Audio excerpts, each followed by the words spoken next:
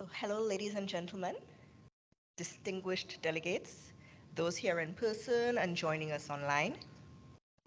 My name is Carissa Hobson, and I am a member of the Paris Committee on Capacity Building.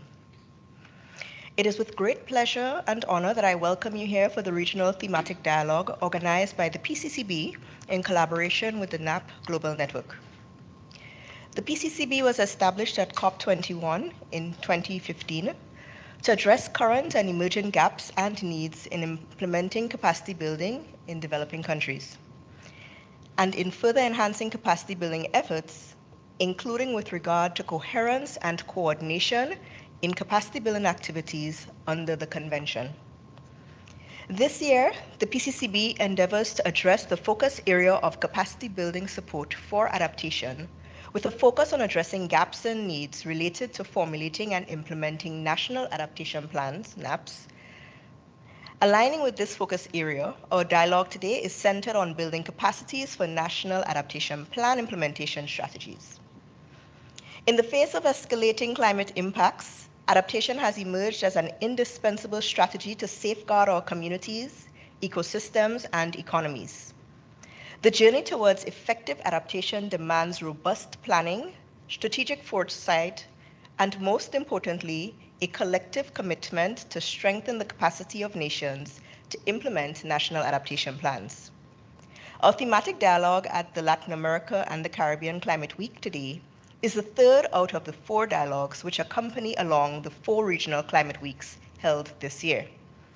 Along our side in this journey, we are grateful to have the support from the NAP Global Network, a long-standing member of the PCCB network, who collaborated with the PCCB throughout the whole travel from Africa to Middle East and North Africa, to Latin America and the Caribbean, and will continue on to the Asia-Pacific region. Over the next hour, we will have the privilege of engaging with experts and practitioners who share their experiences and innovations. We will examine the role of capacity building in NAP implementation, investigating the monitoring, evaluation, and learning approaches to support NAP implementation. We will delve into the challenges faced by nations, both unique and shared, and identify strategies that transcend boundaries and strategies that are transferable and scalable. As we proceed forward, I would like to welcome our speakers, and then I will transfer over here and do that.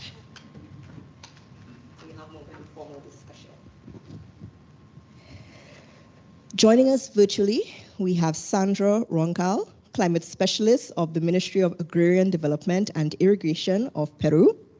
Sandra, just give us a little shout to make sure that you're hearing us and we can hear you.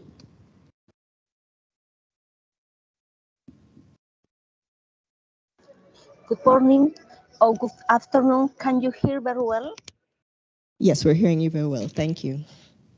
Thank you very much. In the room with us here, we have Maribel Pinto, Head of the Department of Adaptation and Resilience at the Climate Change Directorate, Panama. And we have Orville Gray, Head of NAP Secretariat, National Adaptation Plan Global Network. Hopefully we will have our 4th speaker joining us shortly. I will introduce her when she gets here, but I know she was having some challenges, So we'll get straight into it. As our speakers will engage in a panel discussion, which will be followed by a question and answer session where our audience will have the floor for questions from the panelists. So if we're ready, without further ado, let's open the floor to the panelists and kickstart today's discussion on building capacities for NAP implementation strategies. So the first question I will direct to Sandra and Orville, and we will give Sandra the floor first since she's joining us virtually. The NAP is considered as one of the most important mechanisms for adapting to climate change on the national level. What are the key capacity needs and gaps faced by countries in the Latin America and Caribbean region to implement their adaptation strategies and plans? How can we build and scale up capacities in NAP implementation to address the main needs and gaps? So Sandra, you have the floor.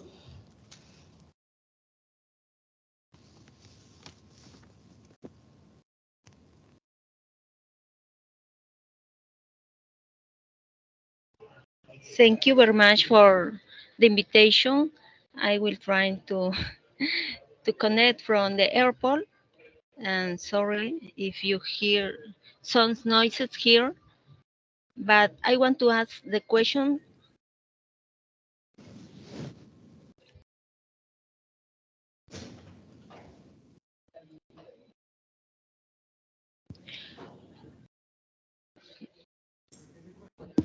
Oh, The sorry. main, the main objective of the National Adaptation Plan is to guide adaptation planning to climate change at the country level, with clear priorities focused on reducing exposure and vulnerability, as well as increasing capacity of adaptation, triggering by the dangers associated with climate change, in addition to allowing the exploitation of opportunity for improvement.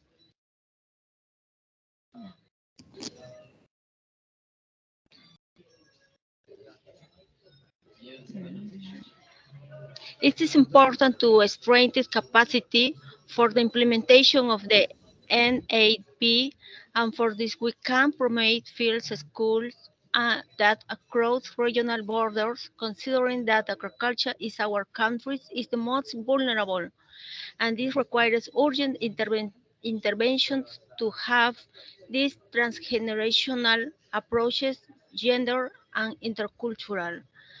Another is training could be proposed to develop implementation projects with a climate change focus, which include adaptation and mitigation measures, which also adds to the national emission reduction goals. Another is design and implement a program at the national and regional level to strengthen the capacity of technicians and station workers that then scale it to the farmers. I believe that through the climate action platform in agriculture of Latin America and the Caribbean, we can propose a program and have it executed in all the countries of Latin America and the Caribbean. We need to work as a region to join efforts and achieve the objective in a manner faster and more aggressive. This is all my intervention. Thank you very much. Thank you very much, Sandra, for some very clear ideas that we can pick up on. Before I go to you, Orville, let me introduce our last speaker, who joined us a little late, but we're very happy to have her. And I know she doesn't have much of a voice, so we will try not to stress it too much. So I'm introducing Sarah Marie Cognuk Gonzalez, consultora en gestión de recursos naturales, Costa Rica. Mi español es muy terrible. No es bueno. Okay, so we'll go to Orville and then we'll come back to you for question one. So go ahead, Orville.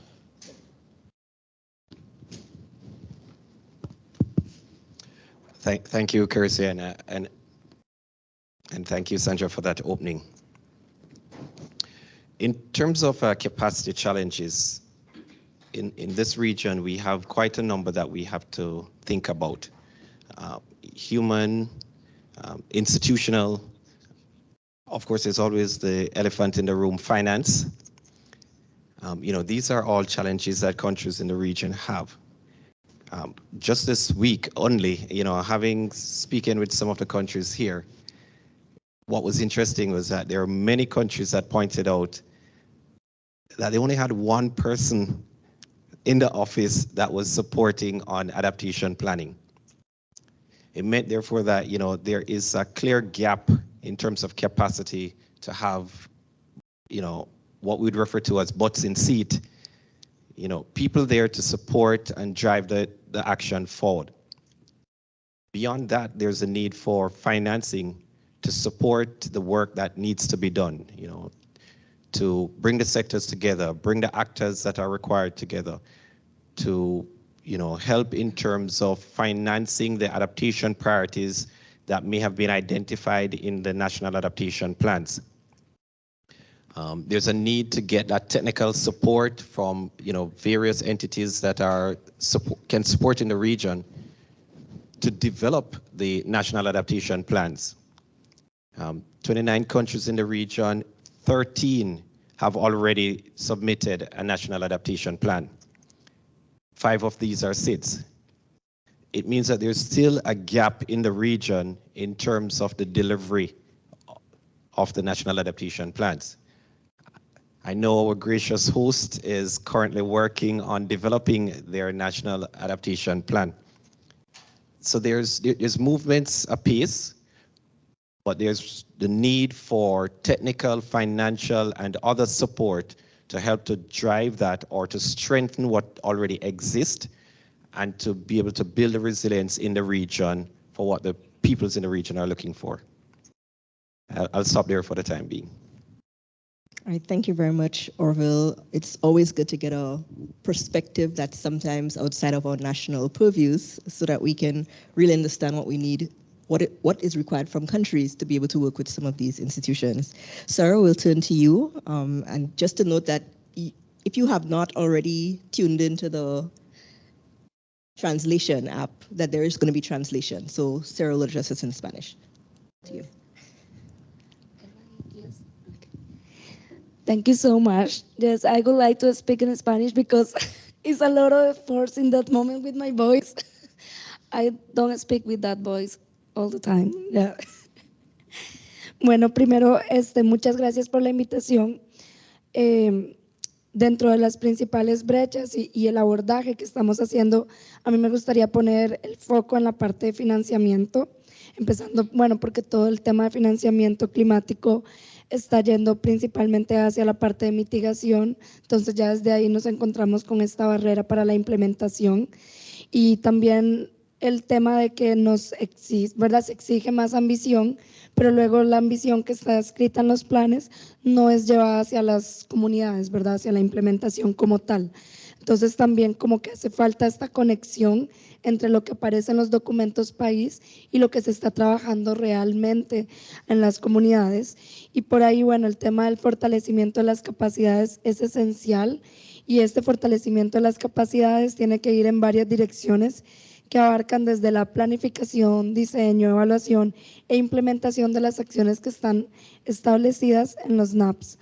Entonces, dentro de este fomento de capacidades, también hablamos de fortalecer a los equipos tanto de ministerios de Haciendas y Finanzas que puedan diseñar políticas de sostenibilidad fiscal que ayuden a reducir los impactos climáticos, los riesgos climáticos y que incentiven las capacidades para la adaptación. Pero también es súper importante que podamos trabajar de una manera intersectorial. Algo que se ha visto en América Latina es que quien lleva la parte de adaptación son los ministerios de ambiente y que lo trabajan como si fuera solamente un tema ambiental. Y sabemos que la adaptación basada en ecosistemas es súper clave, pero la adaptación no es un tema solamente ambiental. Entonces también está el tema de cómo hacemos para fortalecer las capacidades tanto para los ministerios como para las distintas instituciones que son las encargadas de temas como salud, educación, transporte, energía. Y de hecho aquí me gustaría hacer como una mención súper específica de educación, porque hoy hemos tenido un montón de eventos de educación climática y la educación es la principal herramienta para la transformación. En la mayoría de planes de adaptación está apareciendo la educación, pero cuando llegamos a trabajar con los ministerios de educación nos damos cuenta que no están ni siquiera dentro de lo que se está viendo con los planes de adaptación. Entonces también es clave que podamos abordar este desafío de cómo hacer para fortalecer estas capacidades en materia de poder ejecutar acciones que aparecen en los planes.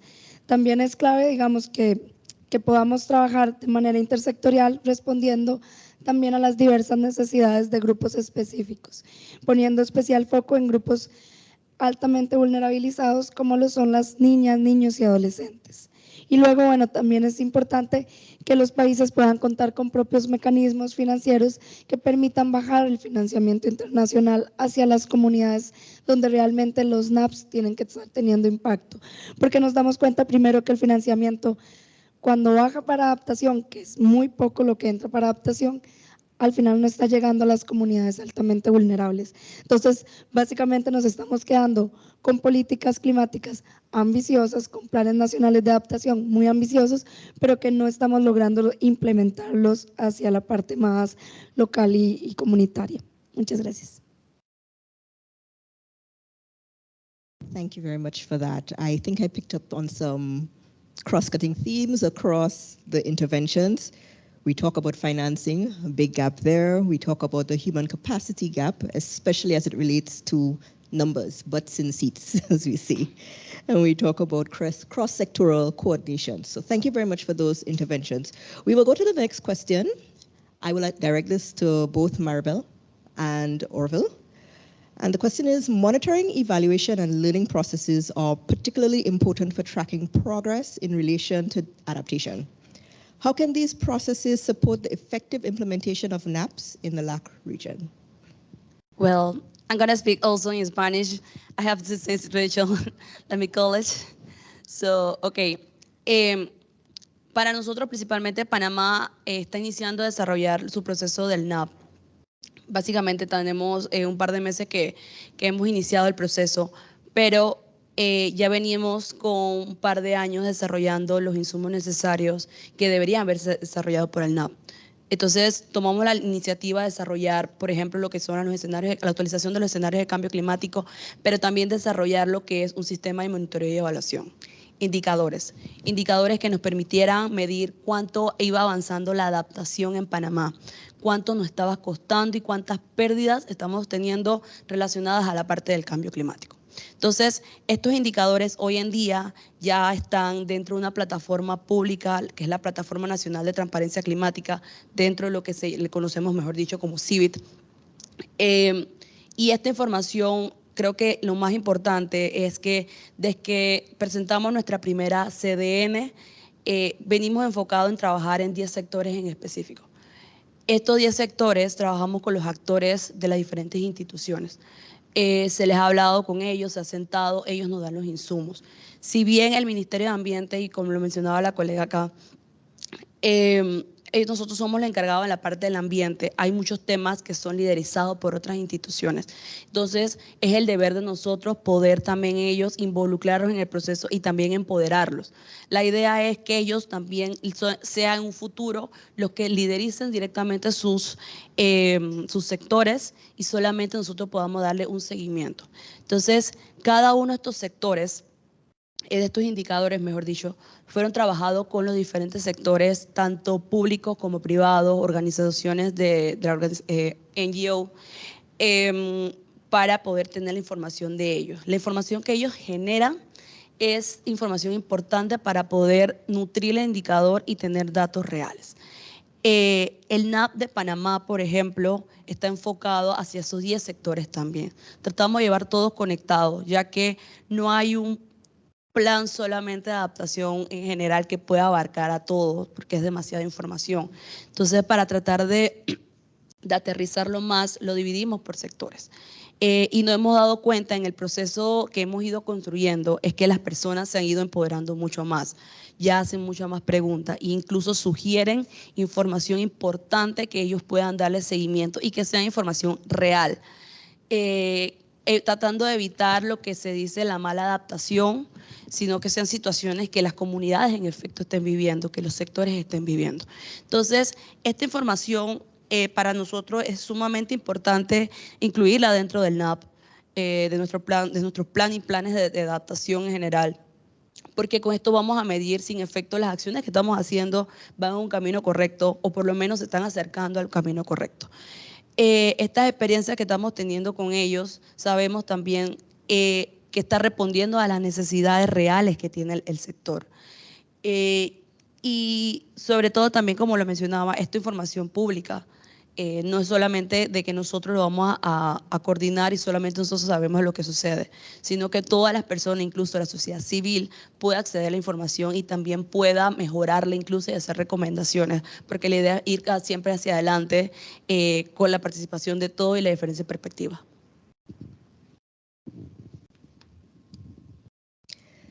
Thank you very much for that, Maribel. Sorry, I don't know if it speaks so fast. No. We're good. I think we were all able to follow along. Don't worry, I think we all have that problem. I'm doing my best to slow down. But thank you very much. I think that was a very good example of what it looks like on the ground in Panama and working across sectors and working with the whole of society, including civil society and everyone. So thank you very much for that. Very good lessons learned option. Over to you, Orville. Thank you, Carissa, and thank you, Marbel, for that opening. It's interesting. I mean, when we talk about MEL, one of the things that I'm sure those listening in and those in the room will recognize is that we are pretty good at doing monitoring and evaluation. We've been doing it for a long time in the national development processes. But when it comes to adaptation and adaptation planning, it's the challenge for us is how to integrate monitoring, evaluation, and combine that with learning in a process that is now coherent and integrated, but also expansive. You know, how does it transition across different skills, different sectors, you know, national or subnational, you know, because that's one of the challenges when it comes to climate change. Climate change is not restricted to the Ministry of Environment. It's not restricted to, you know, accessing financing to support it. You know, we're all feeling it at different levels. So in terms of putting a national adaptation plan together, MEL for adaptation, as we mostly refer to it, is something that we have to look closely at and how we're going to integrate that, you know, at different scales, at different stages. It's in developing a national adaptation plan, it's country specific, it's iterative, you know, it really looks at a country-driven process to ensure that what is being put in place can respond to the needs of the people of the country. So you can't look at a NAP for one country and assume that it would apply for another. The same thing will apply when it comes to monitoring, evaluation, and learning process. And there's no right or wrong way to do it. There's no right or wrong time to do it. You know, countries that are further down that may not have started one can actually implement a MEL system at the point that they are in. The task for us in the region is to ensure that each country put in place a monitoring, evaluation, and learning system that's iterative, one that can allow for updating, strengthening, and moving forward, one that brings in all the different players that are required in the process, one that will allow for countries that decide to put metrics or indicators in place, that there's a system in place that can capture that critical information, but one that also feeds into the national development planning processes of the country, because you can't divorce what you're doing on the climate change proceedings separate from what you're doing in national development. Countries in the region all want to become a developed country. They're all striving at different phases. But again, you know, when you look at climate change and what we need to do to build resilience, it takes a big chunk out of what we're doing internally to secure that resilience. So putting in place a monitoring, evaluation, and learning system is critical. In terms of where we are in the countries, we also need to be able to learn from each other. You know, we need to be able to recognize, you know, what countries have done, what our neighbors have done, whether they be SIDS or countries on the continent. You know, what challenges have they had to overcome? Are there any similarities that need to be taken up in national processes? How do we translate what is being done at the national level into actions at the subnational level?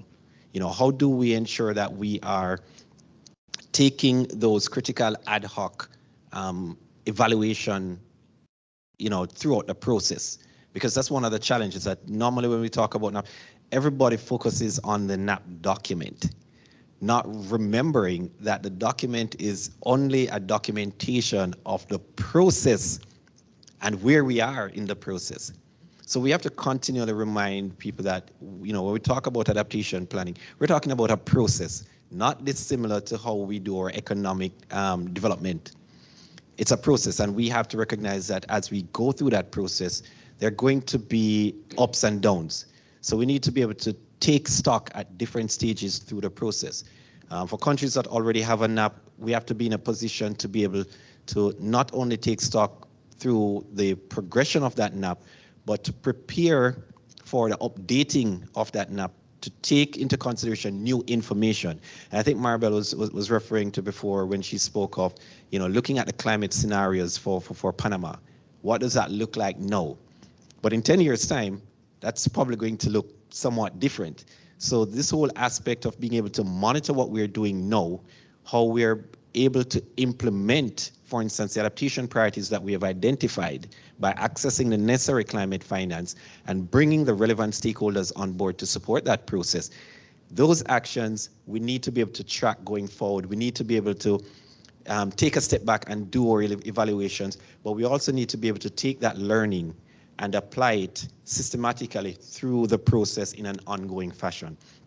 So the NAP Global Network, we're currently working on a MEL toolkit alongside the Adaptation Committee that hopefully will be coming out. We'll have some information on that at COP that we can share with countries. But we're also working with countries in the region and elsewhere to develop their MEL system, whether it's brand new, starting at the beginning of the process, or brand new in the middle of the process. We're looking at those that already have systems, how to help them to strengthen those systems. So it's an iterative process, it's a country-driven process, but it's one that we're dedicated to helping countries to streamline so that it can fit into their national development processes and that all sector players are a part of the process and learn from the process as well. Thanks very much for that, Orville. I think focusing on the learning aspect, because we do the data collection and the monitoring very well, but seeing the NAP as a living document, something that is going to change over time and that we are capable of using that information to inform that is going to be important. So thanks very much for that. Okay, so we'll move to question 3. And this will be for Maribel, Sarah, and Sandra. And Sandra, we'll start with you since you're online. The question is, in the context of NAP implementation strategies, the inclusion of marginal or particularly vulnerable groups, such as women, youth, and children, and indigenous communities is vital. However, their disadvantaged social status may undermine their willingness or capacities to contribute to the NAP. What capacity building measures can be adopted to facilitate and encourage their meaningful engagement, ensuring equal and voluntary contributions to the NAP implementation process? So we'll go ahead and start with you, Sandra.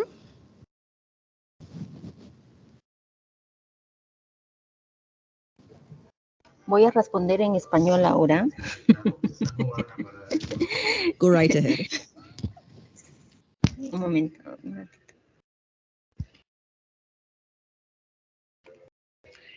Les comento que dentro del proceso de implementación de las medidas de adaptación en el país, es que nosotros hemos trabajado en los planes de acción regional de las NDCs y esto nos ha permitido como escalar de lo nacional a lo local.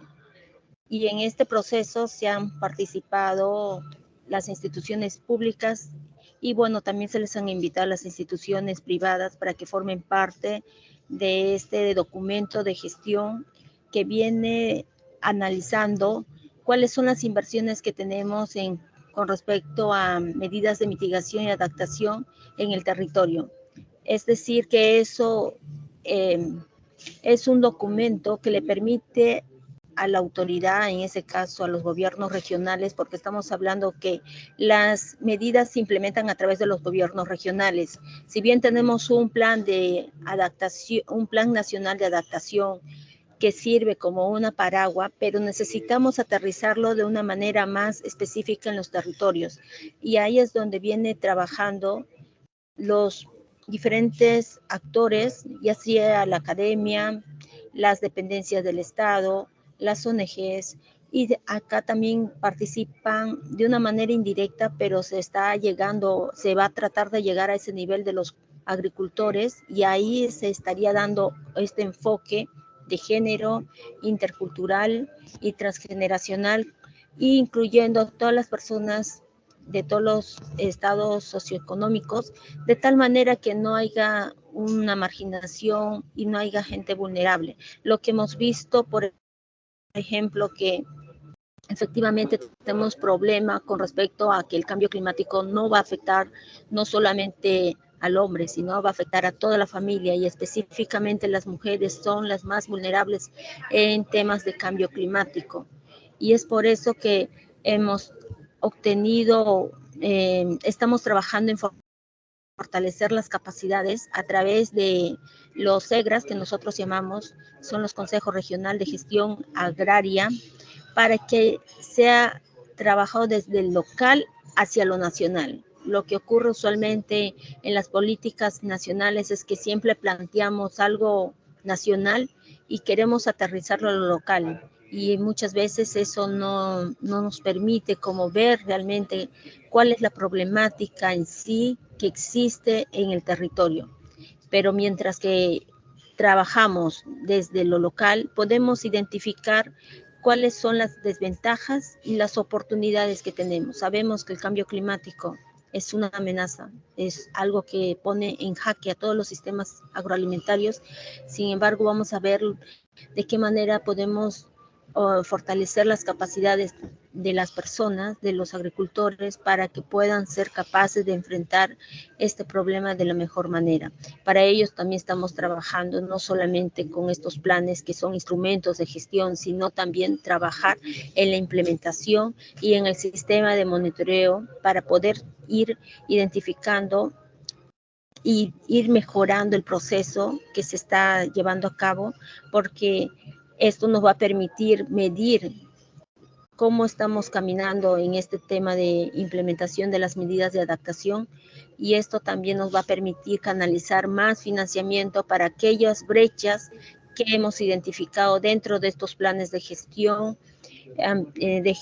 planes regionales de NDCs en cada región.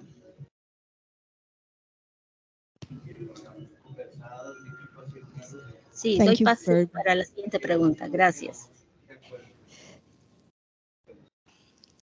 Thank you very much for that, Sandra. And I heard a very clear strategy of taking it from the national level down to the local, subnational, grassroots level. And that has been very important in ensuring that we leave no one behind. Okay, so we'll go to Sarah. Muchas gracias. Bueno, primero, para poder responder esto, a mí me gustaría como irme desde el punto de vista del diseño y elaboración del plan. Porque para mí es clave que si vamos a incluir a las personas en las estrategias de implementación, pues realmente esta implementación, este documento que proceso vivo, realmente esté respondiendo a esas necesidades que existen. Y la manera que respondan es incluyéndoles en todo el ciclo de la elaboración de la política climática, ¿verdad?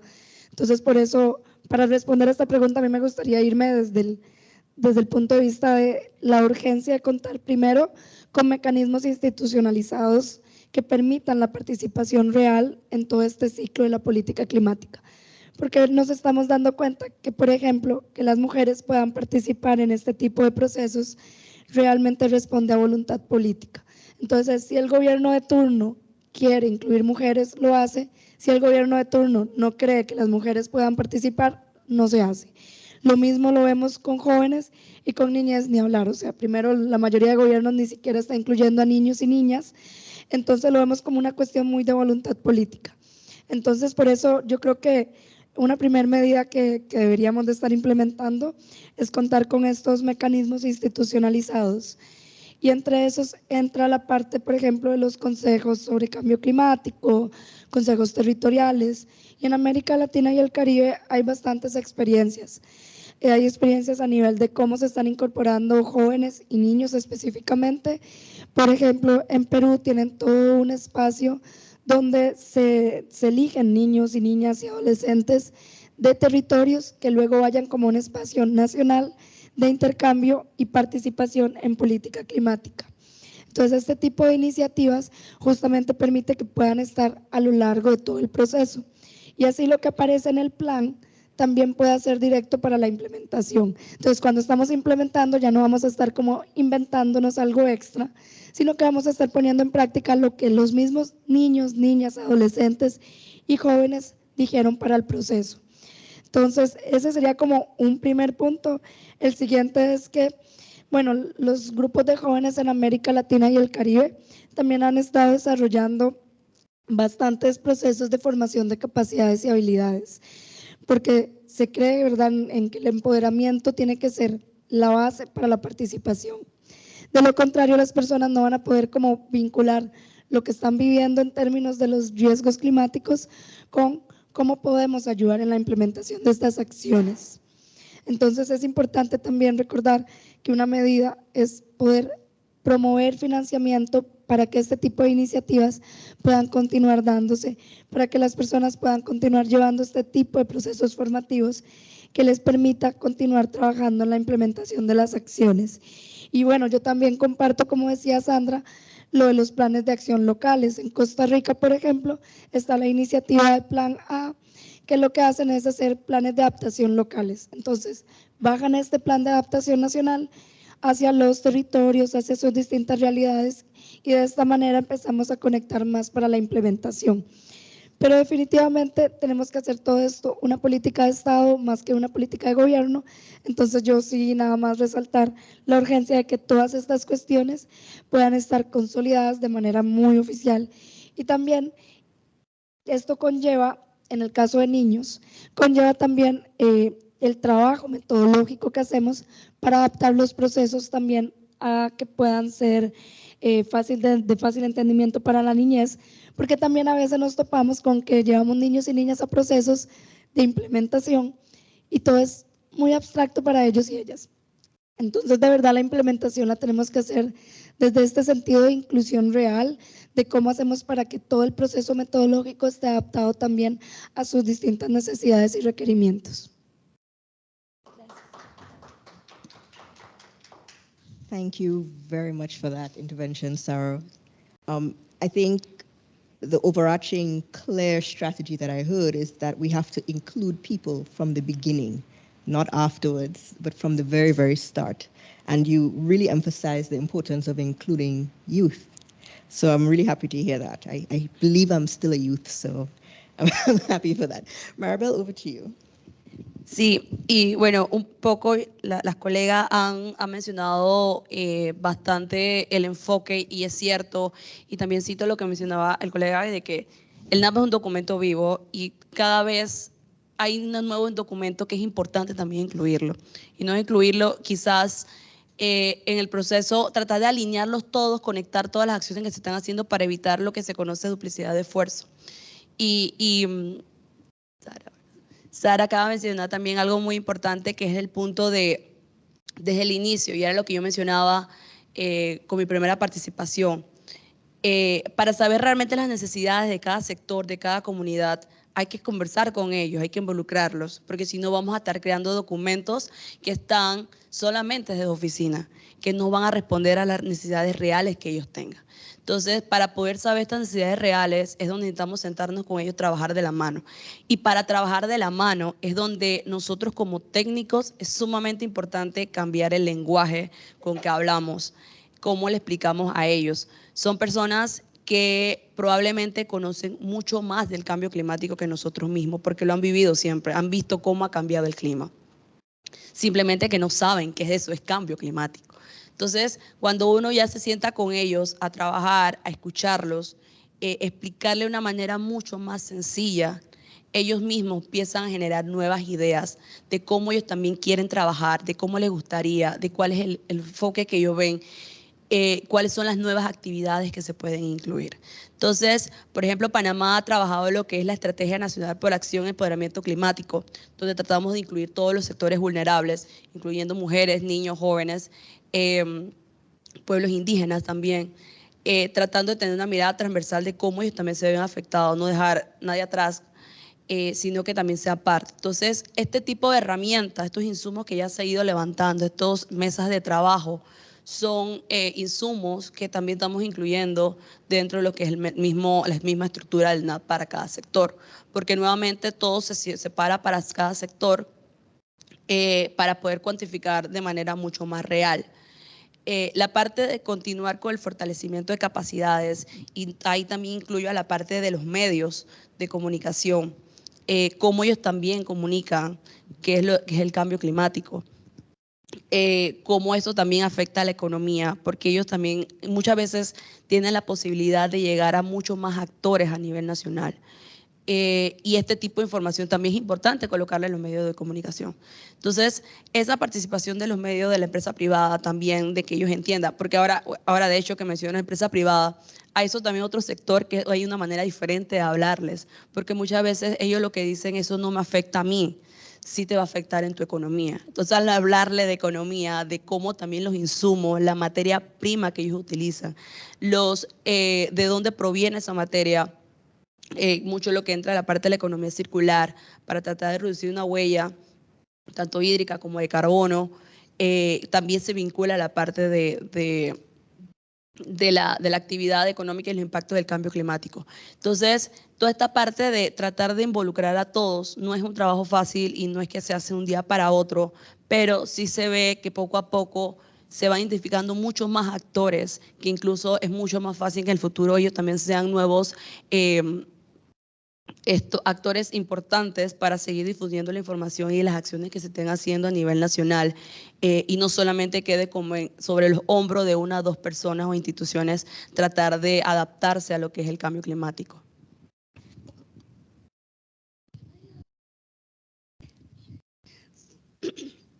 Quizás solamente me gustaría añadir también algo que me parece que es clave, que dentro de este proceso también de implementación es necesario adaptar metodológicamente a las instituciones para que también se puedan incorporar acciones que se están dando, pero que no estaban contempladas en el plan. Porque nos hemos dado cuenta, por ejemplo, muchísimas de las iniciativas que lideran jóvenes no estaban siendo parte de la política como tal, no estaban siendo monitoreadas, no estaban siendo consideradas, pero al final también son contribuciones país que se están haciendo. Entonces también es como importante que dentro de todo este proceso de implementación podamos también incluir lo que ya está existiendo y lo que ya están trabajando comunidades y grupos. Thank you. I'm happy I give you back the mic. That was a really good point to raise. I'll start with just from Maribel. Thank you for raising the point of translating the information. I think we forget that as technocrats, we're speaking at one level, and the people that we are speaking to, the people most affected, 9 out of 10 times have no idea what we're talking about. But they're living it, and if we help them, they can translate that. So thank you for that. And then the point of including all actions. We're talking about whole of society, not just what government, public sector is doing, for instance, but what the private sector, what the NGOs, the youth, other grassroots organizations are doing. So thank you very much for that. Okay, so we'll go to question 4, our last question. And let me see how we're looking for time. Okay, so we have a few more minutes.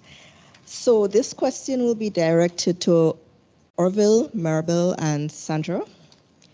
And the question is, the lack of implementation strategies of NAPs has been identified as a major barrier to NAP implementation.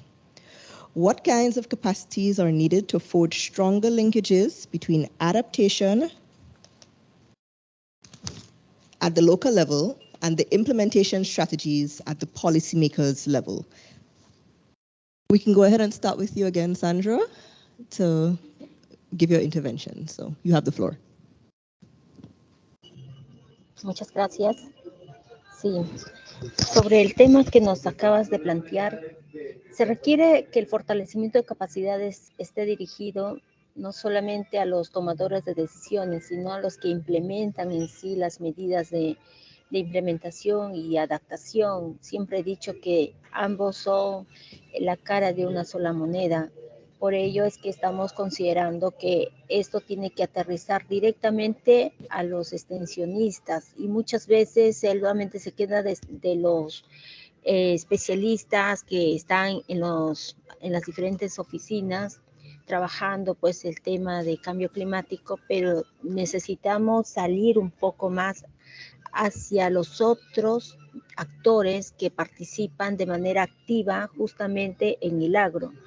Justamente ya comentaban las compañeras que se tiene que involucrar no solamente a los actores, a los agricultores, también tendríamos que involucrar la actividad a los inversionistas, a las escuelas, a las academias, a los institutos de investigación, para que todos hagamos pues que este fortalecimiento sí sea sostenible en el tiempo. Yo también pienso que ya estamos un poquito, tenemos un poco de conocimiento en temas generales sobre temas de cambio climático. Y muchas veces los agricultores, cuando se les da charlas de extensionismo, ellos requieren temas bien puntuales como para que mejore su producción, capacitándolos en temas de accesibles para la producción y mejorar su producción, ayudarlos a elaborar bioinsumos como fertilizantes orgánicos, bioinsecticidas, y se requiere también una transferencia de tecnología que permita a que ellos se puedan adaptar a las condiciones actuales del clima. Y un poco no dejemos de lado el conocimiento científico y el conocimiento ancestral, los conocimientos tradicionales que ellos vinieron desde hace muchos años implementando y que gracias a ello pues han podido dominar parte de la geografía de sus territorios. Otro punto es que se requiere que las estrategias sean planes articuladores entre lo nacional y regional y se prioricen pues estos sistemas de alerta temprana para que les permita a ellos tomar mejores decisiones en qué momento sembrar y qué deben sembrar. El otro tema también que considero importante, como ya lo mencionaron, es tener una comunicación fluida para ellos, porque no es fácil irles como pintarles este panorama oscuro que les toca vivir con este tema de cambio climático. Es mejor si motivamos a través de un lenguaje o una estrategia de comunicación que permita a que ellos pues accedan de la mejor manera, con una actitud más positiva hacia estos cambios, ver como una oportunidad que hay en estas condiciones que son adversas, lo sabemos, pero si podemos de repente cambiar esta comunicación por un lenguaje motivacional para que haya cambios de paradigmas en la forma como ellos vienen haciendo las cosas y puedan adaptarse de la mejor manera. Esto sería mi comentario. Gracias. Thank you very much, Sandra, for those interventions and emphasizing the need for the on-the-ground implementation, that we can't sit in offices and achieve adaptation. We have to be doing it on the ground, working with the people most affected, and emphasizing the need for tailoring the information that we're providing to the groups that we're speaking to, and ensuring that there's always this continuous and less doom and gloom, more hopeful, motivational communication. So thanks for that. Maribel, I'll allow you to go next, and then we can end with a more international perspective from Orville. So you have the floor, Maribel.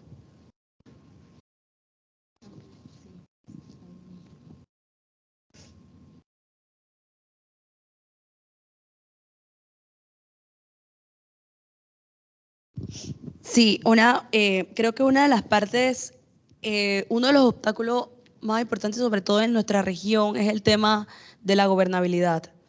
Cada cierto tiempo nuestros países cambian de nuestros tomadores de decisiones y muchas veces las nuevas decisiones no están tan alineadas a la anterior. Entonces se corre el riesgo de que las acciones que se estén desarrollando no se le dé la correcta secuencia, continuidad de las actividades y muchas veces quedan olvidadas. Entonces, aquí es donde es sumamente importante el involucramiento de los diferentes actores de las demás instituciones, porque no solamente va a quedar sobre un solo actor la responsabilidad, sino que los demás también puedan tomar el poder y la autonomía de esto. Algo que nosotros también hemos comenzado a implementar desde la base es el tema de mesas de trabajo y comités interinstitucional, donde cada sector tiene diferentes actores involucrados, donde cada sector también tiene actores para tomar decisiones, y así también agilizamos, diversificamos quiénes son los actores que van a tomar las decisiones, para evitar que haya esto que dejara algunas acciones atrás. Entonces, este tipo de involucramiento es donde podemos y tratamos, o quizás la perspectiva que estaríamos nosotros probando de que sea la mejor ruta, es para que se le pueda dar continuidad en los siguientes años y no sea un solo documento que se ha olvidado. un solo documento que no lo vuelvan a utilizar, no lo vuelvan a actualizar, ya que toda la información y lo que hemos visto, el cambio climático siempre está evolucionando, siempre hay nueva información necesaria de actualizar y de trabajar. Entonces, con el empoderamiento y involucramiento de todos los actores, tenemos la oportunidad entonces de poder generar información continua y de asegurar de que esta también información sea implementada y sea monitoreada y no se vea afectada por decisiones unilaterales que puedan dejar en el olvido la actividad. Y por el otro lado, es también importante el respaldo, el marco legal que pueda respaldar los documentos que podamos crear. No solamente es un documento que se cree y listo, sino que para nosotros es sumamente importante tener un marco legal que lo adopte y que lo respalde, ya sea mediante decretos ejecutivos, resoluciones ministeriales o incluso las mismas leyes, para que esto no sea, como vuelvo y repito, solamente un documento que vamos a dejar a un lado, sino que se le dé la continuidad. Incluso dentro de estos marcos legislativos se incluye lo que son también el mandato de que sean actualizados cada cierto tiempo y que quiénes son los actores que tienen que estar involucrados en este tipo de actividades. Entonces, para nosotros ese es como el focus que hemos tratado de implementar para tratar de que la adaptación se le dé el seguimiento debido, ya que no es algo opcional, realmente es algo necesario que tenemos que hacer. Probablemente para las comunidades mucho más vulnerables, darle una respuesta y que ellos también se sientan respaldados. Y esta información que también se trabaja junto con ellos, porque eso es lo primero también que es lo que menciona. Esto es un documento más que van a hacer y cómo sabemos que esto sí lo van a cumplir. Entonces, quizás también al explicarle este tipo de situaciones, que ellos se sientan parte y de que se está haciendo el esfuerzo, de que eso no se deja atrás, es un respaldo que ellos se sienten de que en efecto el esfuerzo y las actividades que ellos están haciendo valen la pena y lo están tomando en cuenta. Thank you very much for that, Maribel. I think you really touched on the importance of governance and how we especially include the legal framework, how we would go about institutionalizing some of this adaptation planning, etc. So thank you very much for raising that. Orville, I'm going to beg your indulgence. Sarah would like to make a short intervention, so we're just going to give a chance. Thank you. Es que no sabía si me iba a dar la voz para en 3 preguntas. No, nada más por ahí me gustaría como añadir a lo que vos estabas diciendo sobre la importancia, ¿verdad?, en la parte de gobernabilidad y gobernanza. Justo ahí es donde entra lo de los mecanismos institucionalizados. El vínculo que podemos hacer entre esas estrategias de implementación, bueno, lo que no sabía, entre esas estrategias de implementación y la adaptación y las personas tomadoras de decisiones y comunidades, es justamente a través de una plataforma institucionalizada en la cual puedan interactuar todos estos actores. De verdad, a nivel global, esto es algo que deberíamos de estar impulsando con mayor fuerza, es algo que permite además alinear objetivos, es algo que permite ir alineando desde las NSE, NAPS, hasta todas las intervenciones que se hacen a nivel local. Y también resaltar la importancia del conocimiento tradicional y local, como mencionó Sandra, recordando nuevamente que muchas comunidades en realidad ya tienen las capacidades. O sea, nosotros cuando hablamos de fortalecer capacidades también tenemos que hacer este ejercicio de hasta dónde estamos llegando nosotros, en el sentido de si estamos ya haciendo algo que ya las comunidades tienen, porque por ejemplo hace poco un colega me comentaba una experiencia donde un grupo de agricultores dijeron, ya no queremos más procesos de formación de capacidades porque tengo aquí 15 títulos de 15 procesos de formación de capacidades y no estamos implementando. Entonces también es como clave el poder pensar en, bueno, es momento tal vez de hacer un cambio de lo que llamamos fortalecimiento de capacidades y comenzar tal vez en una visión más de, bueno, se trata entonces de usar este tipo de herramientas, se trata de mejorar técnicas, entonces ya no estamos hablando como de capacidades como tal, sino de la técnica como tal. Yo trabajo también bastante con sector pesquero y el sector pesquero en realidad yo no le voy a llegar a enseñar nada al sector pesquero, el sector pesquero me lo enseña a mí de manera constante. Lo que yo les enseño o trato de explicarles es justamente, bueno, para poder llevar esto de la mejor manera con un menor impacto podemos cambiar algunas cosas, pero son ellos y ellas quienes tienen ya las capacidades y más bien me fortalecen a mí las capacidades.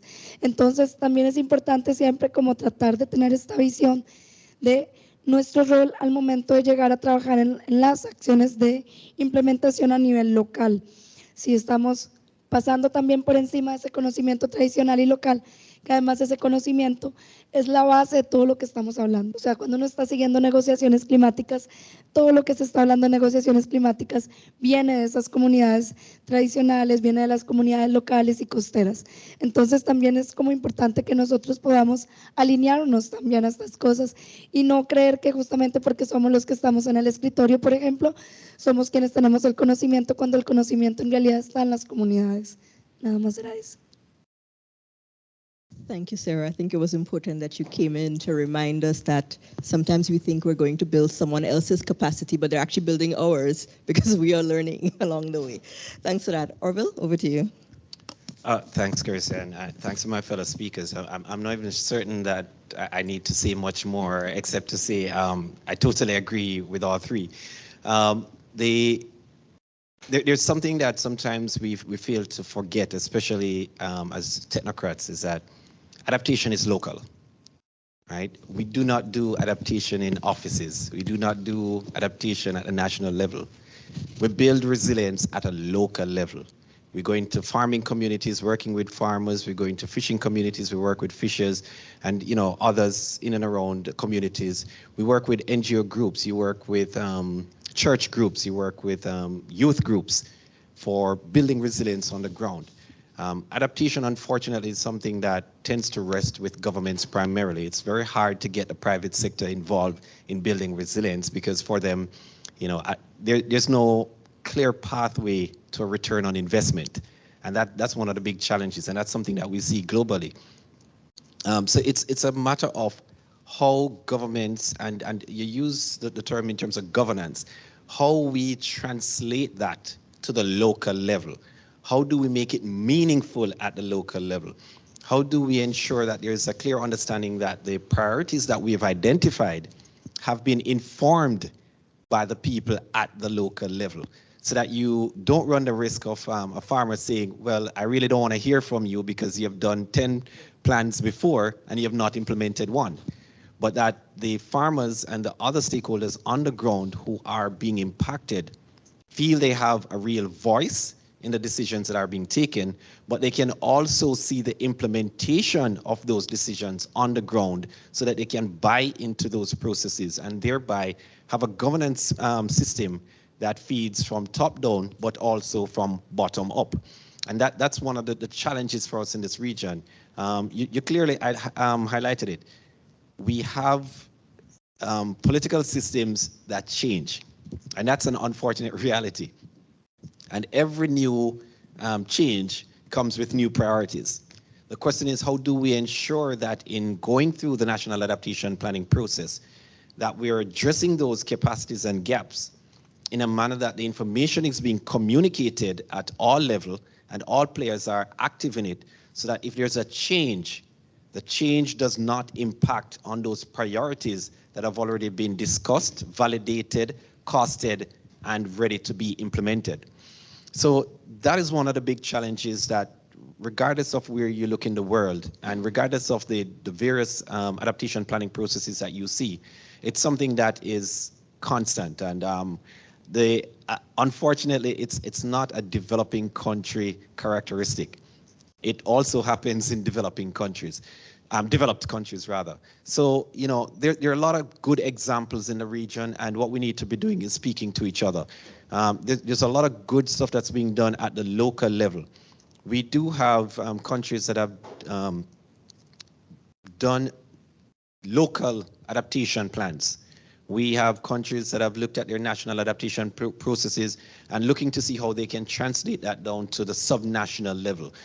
We have a lot of conversations taking place where you're having actors at various stages coming together periodically to have a conversation around the decisions that are being taken to ensure that it is still valid for the various scales and the different levels at which implementation is taking place.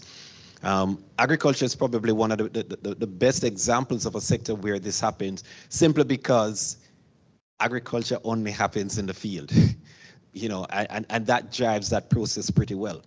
But when you look at things like even, water, and, you talk about how to bring in, for instance, the vulnerable people, that's one group that we need to be able to build capacity in. And water is one of those sectors where you can see a very strong alignment in doing that. I go back to the agricultural sector, for instance. When you look at a farming community, women tend not necessarily to be the drivers or the ones at the front in terms of running those agricultural farms or agricultural enterprises. When you look in the communities, the homes are largely driven by women, right? So women are the ones that are taking care of the homes. But when you look at what is happening over time, you find that a lot more women are going into agriculture. A lot more women are going into fisheries. So you'll see the men bringing the produce, but it's the women that are going to the market to sell. But it's the women that are also taking care of the home. So, there's a lot of challenges that are there, and we need to recognize that context. There's also, you look at communities, you look at, for instance, those that are disabled. We do not tend to involve them a lot in some of these decision making, but they're impacted significantly by what is happening. You mentioned youth. There's no question about it. I was speaking to someone recently, and I said, when you look at our school systems, our young children go to school, and we do not necessarily have classrooms in our region that have air conditioning. So they're having to deal with the heat stress. Is that having an impact on their education? I'm sure it is. Are we building that into our adaptation planning processes? These are the questions that we need to be asking. These are the kind of responses that we need to be looking forward to building resilience in. But we can't do it if we're not talking at the local level. We can't do it if we're not building these international policies, and we can't do it if we don't have a national adaptation planning process that allows for continuous monitoring, ad hoc evaluations, and continuous learning. So it's an integrated process, and it's not one that ends. It's going to be an iterative and cyclical. But we also have to build that into our national development planning processes, as I mentioned before, because that is usually where you'll probably get the buy-in of the private sector, because for them, that's where they see the returns.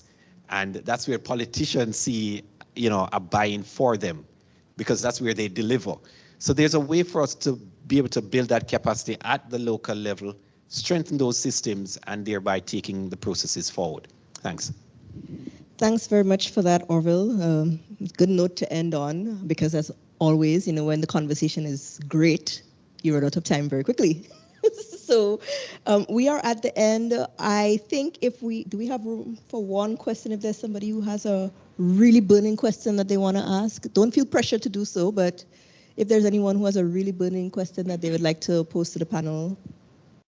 Okay, I don't see anybody asking for the floor. So we can go ahead and wrap up. I have to say thank you. I'm filled with gratitude for the collective wisdom, insights, and commitment that have animated our discussions. On behalf of the Paris Committee on Capacity Building, I extend my heartfelt appreciation to all the speakers, participants, and contributors who have made this thematic dialogue an unequivocal success. And I agree with that. Our deliberations have delved deep into the core of our shared mission, building capacities for national adaptation plan implementation strategies. The exchange of experiences, the rich exchange of experiences, the exploration of innovative approaches, and the forging of connections have illuminated the path forward. We leave here with a wealth of knowledge, a heightened sense of purpose, and a determination to drive change at the global level. As we part ways, it's essential to recognize that this dialogue is not an end point, but a stepping stone towards greater horizons. We will soon post the recording of today's session, as well as all outcome articles on our event page of the Regional Dialogue. And we will be grateful to have your suggestions and comments. If you could kindly fill this post-event survey QR code to be on screen, hopefully soon. And we'd ask you to fill out that survey. Moreover, I am thrilled to announce that the insights gleaned from this dialogue, along with the outcomes of our other 3 regional climate weeks, will converge, synthesize, and present to global discussions at COP28 during the PCCB 4 NAP Day at the 5th Capacity Building Hub. Additionally, the PCCB and the PCCB network welcome organizations from the region involved in climate-related capacity building to join the network. The network aims to act as a platform for members to exchange knowledge and experiences on good practices of their work. Please head over to the PCCB and PCCB network web pages to learn more. I don't see a QR code on the screen, but it is certainly online. So please head there to check it out. Thank you, and I look forward to reconvening at the PCCB 4NAP Day during COP28, where our collective efforts will illuminate the way forward for capacity building on a global scale. Safe travels, and until we meet again, thank you.